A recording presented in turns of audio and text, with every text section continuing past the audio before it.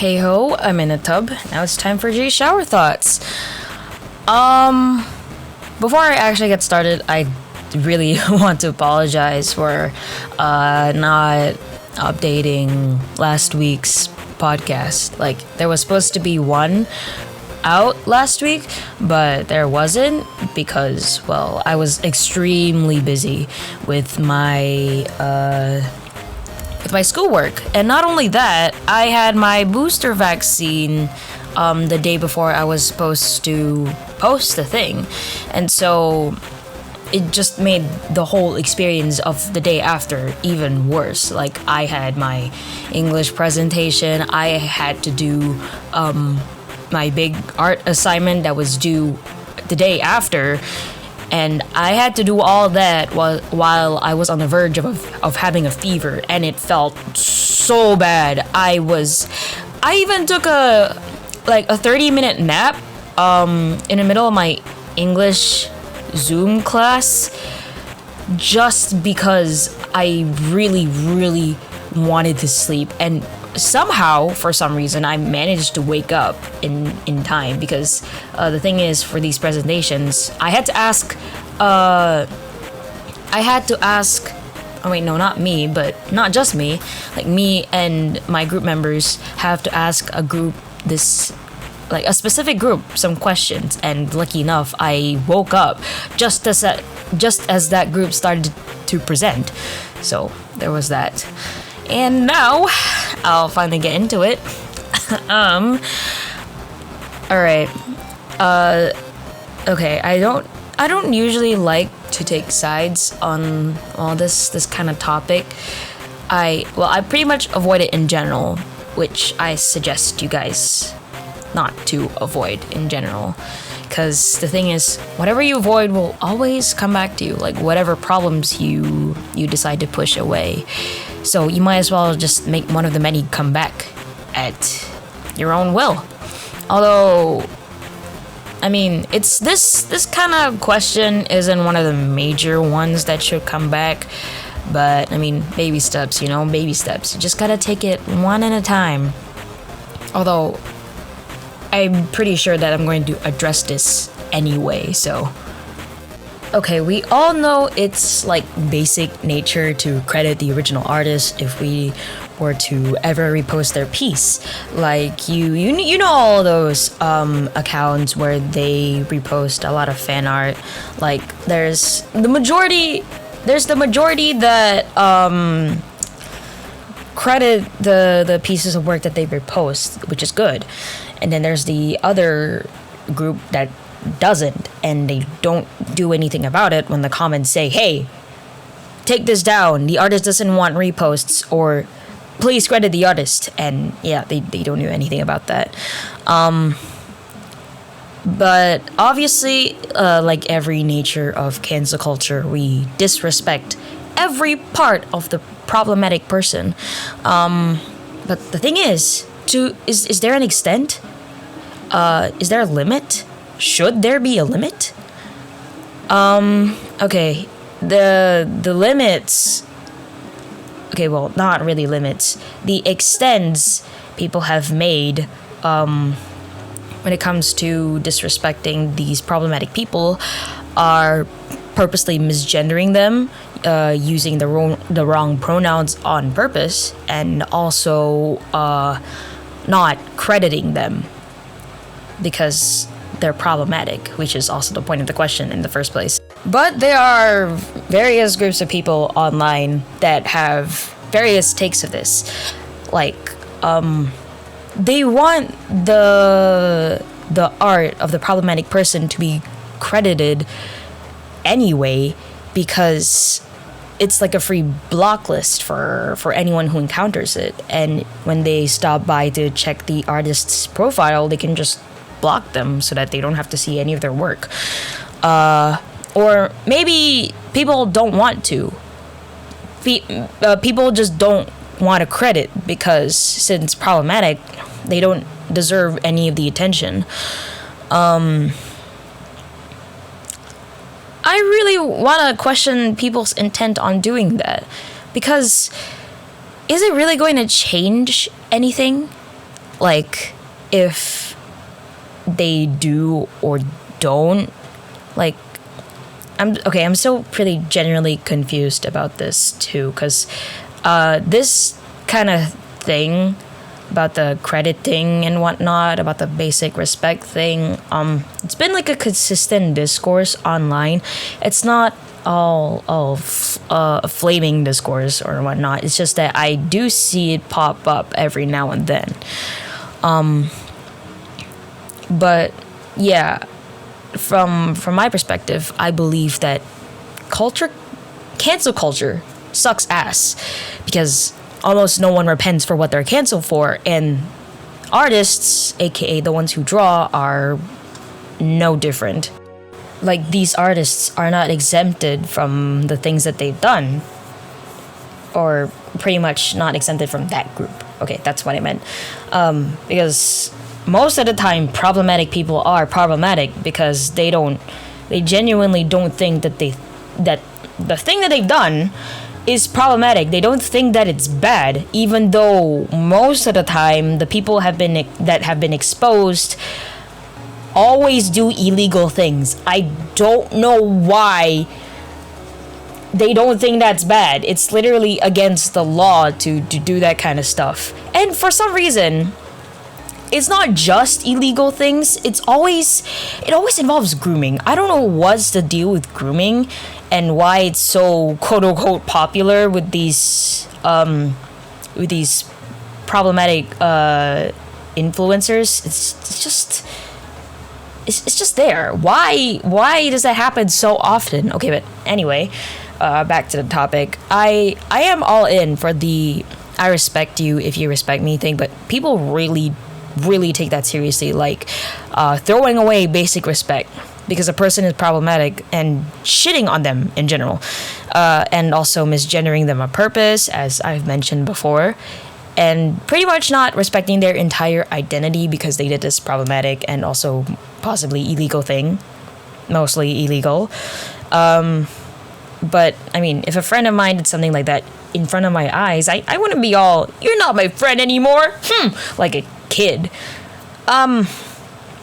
Okay, I probably would, but it's definitely questionable, because when those kinds of people treat that group like that, it's like reducing them to like less than a human being.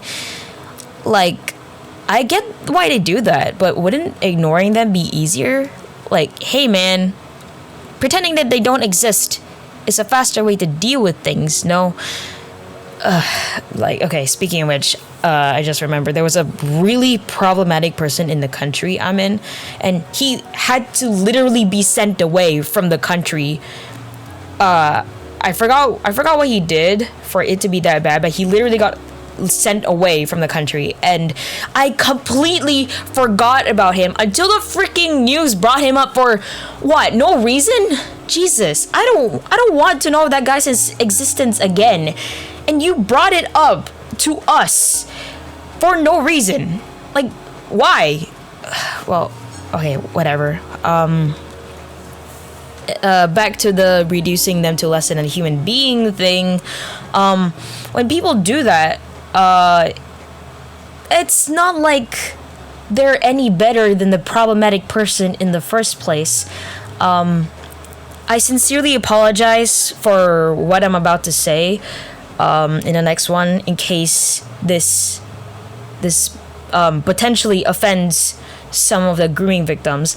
But at the very least, these problematic people, right? They treat their victims. They see their victims as human beings. They see the other affected party as human beings, and they do these bad things to human beings that they all know are human beings. They're human beings.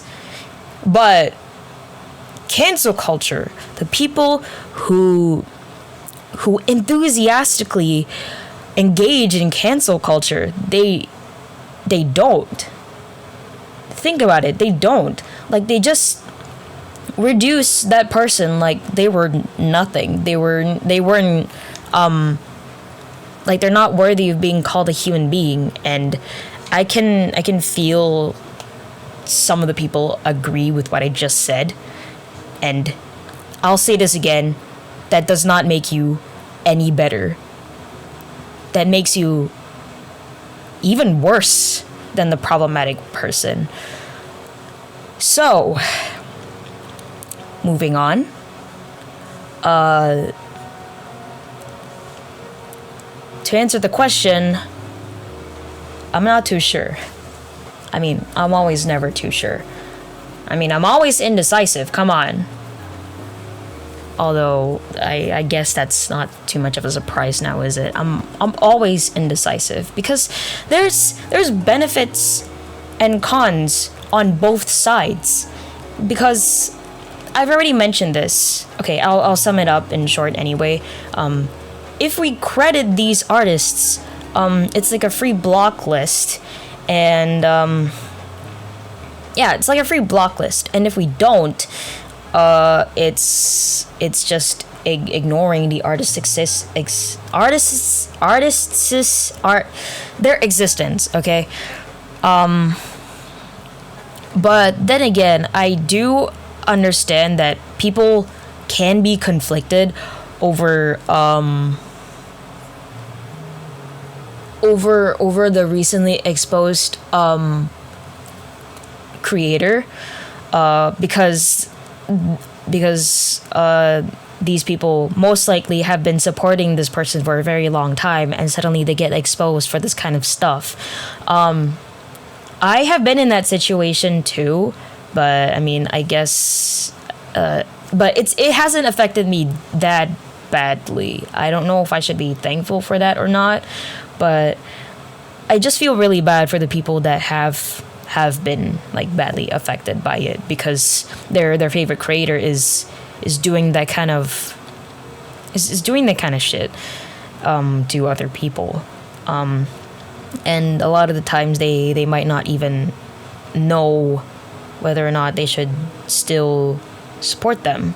Obviously, the best option would be to not do that, but they supported this person for a long time. How can you not feel conflicted about it? It's just normal human nature. It's okay to feel conflicted about that. Even my friend was like that when I asked two of them that question. Like, one of them was conflicted about an actor that he liked, and ultimately his answer was just. His answer to this question was that, yeah, we still do credit them. I kind of forgot what he said. Like, I forgot the depth of the answer exactly. So I can just push that aside. As for mine, like I said, I have no fucking clue. I have no clue. Come on. But I say it depends. Yeah, that's a great answer to settle on. It depends on the severity of what they did, and if their art is like pretty big or not. I don't really know where I'm going with this, because either way, I don't know what I'll do. Like if this artist's art is big, do I credit them or not? And on another situation, if this artist's art is like didn't blow up, it's pretty small, do I still credit them or not? Like, there's like two situations with like two different answers that I don't know the answer to. I don't know what I'm saying, and yeah. This is the reason why I avoid this kind of stuff, because like it makes me so conflicted. Like, I really don't know what to do about that. And even worse, I'm an artist myself, and I don't know what to take of this. But again, ultimately, I guess it's just how people interpret it. It's just that people can do what they want. It's just that they should not attack the person and reduce them to less than a human being just because of what they've done. You can do anything but that. I can tolerate people doing anything, like crediting, not crediting, but at the very least, don't literally degrade people like that.